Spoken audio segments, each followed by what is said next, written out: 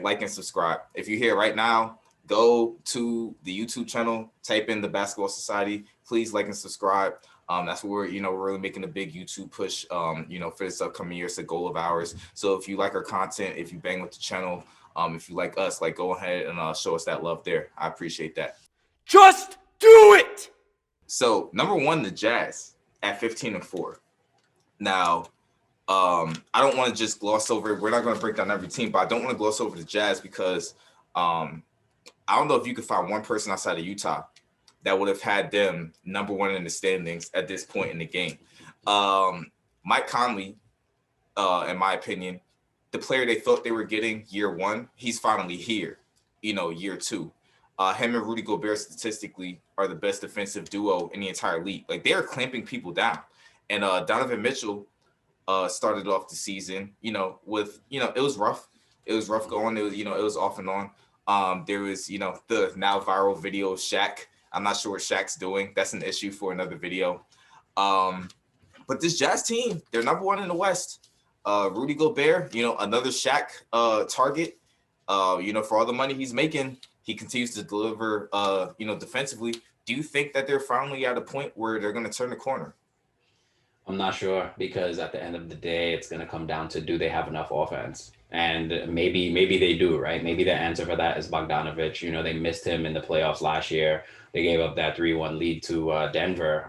They were unable to come out the first round. But I think with the return of Bogdanovich, he gives them another playmaker, another shooter, someone who could take pressure off of Conley and Donovan Mitchell. In terms of having to deliver, in clutch moments. We've seen him, perform with the utmost confidence. So we know he's ready.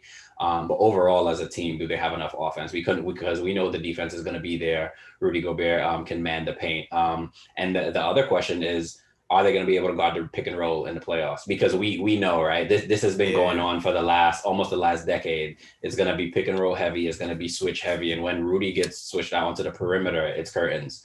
So are they going to have enough, or are they going to have to switch their style and kind of play some type of small ball to be able to keep up with some of the quicker, more shooting efficient guards in the West? That's definitely going to be a question. There's a couple teams we're waiting on, even the number 2 team, the Clippers, at 15-5. Look, I will say, I wish that they were shown more love. There's a reason that they are not. It makes me think of my boy Remus. If he ever watches this, he would surely want me to say this. Look, they talked a lot of trash. Paul George talked a lot. Pat Bev talked a lot. They spoke like they won something. Yeah, exactly. So they carried themselves as a team that had already done something when they had not, and then they fell short, blowing up a 3-1 lead at that.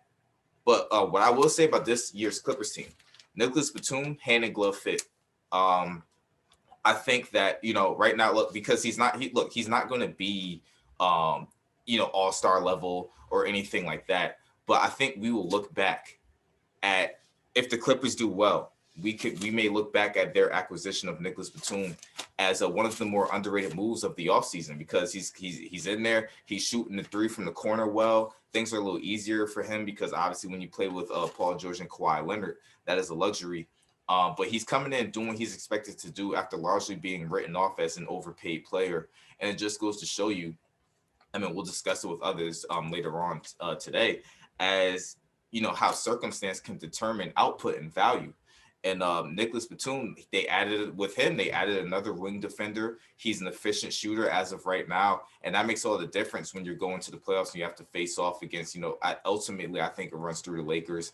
So you have to have an answer for AD, which I think they do with Ibaka. I'm not saying that AD is going to,